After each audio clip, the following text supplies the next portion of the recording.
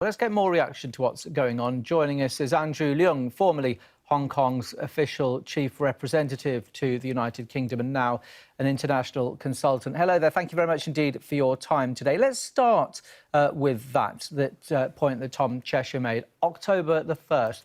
Beijing are not going to want to see scenes like this, are they, on October the 1st? Well, obviously, that's what the protesters are targeting. In fact, it goes into the heart of their anger and the dissatisfaction. Of course, the angers are twofold. Firstly, about the relative hopelessness for the younger generation. They feel that it's very difficult to get on the housing ladder, difficult to get start up a family, but they're also seeing that the one country, two system seems to be tilting towards the one country, and that they feel that their Hong Kong identity has been eroded over the years with massive number of Chinese tourists and then buying up property, changing the kind of lifestyle, and they feel the government is not listening to them. So this anger and dissatisfaction has been ignited by this bill. But if you look at what they're asking for now, the so-called 5 demands, the first demand has been met, but then the idea of setting up an independent commission doesn't seem to be right at the moment, because any evidence tendered at the commission would exempt anyone from prosecution. So if we do it now, that would be a haven for the rioters. And then, of course, that the situation cannot be contained.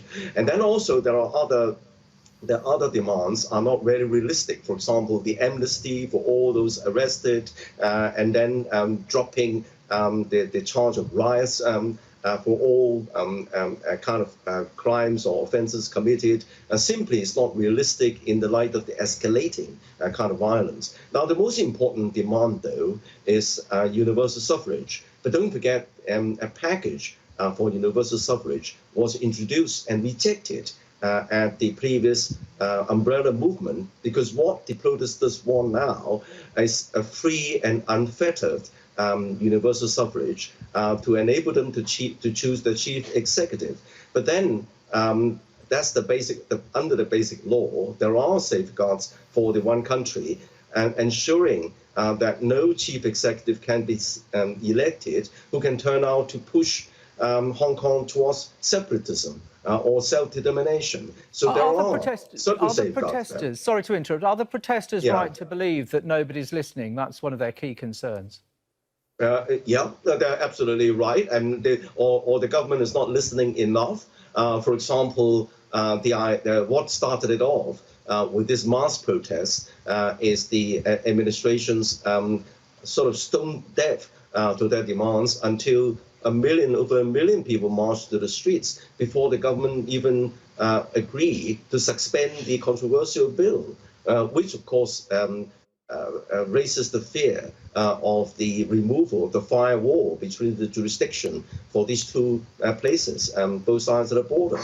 But then if you look at the situation, anyone watching international media would think that Hong Kong has descended into a police state. But on the other hand, the Fraser Institution of Canada only recently, less than a week ago, confirms that Hong Kong still retains the top slot as the world's freest economy. Now, you can't be the world's freest economy if your society is not free. So I think that all the hype about Hong Kong descending into a police state, about authoritarianism, is a bit overhyped.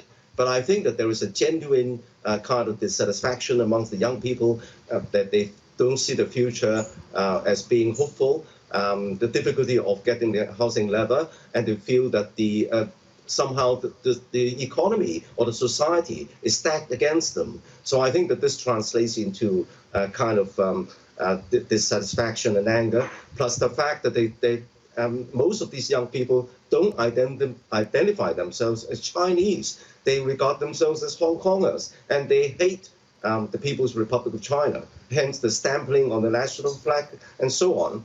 But then one has to ask whether their demands would this kind of action, vandalism and lawlessness, would achieve what they want, more freedom and democracy, if they do not build trust, or rather cause even further animosity between Hong Kong and Beijing. All right, we're going to have to leave it there. Andrew Leung, I do appreciate your time today. Thank you indeed for your insight. Thank you. Thanks. Thank you.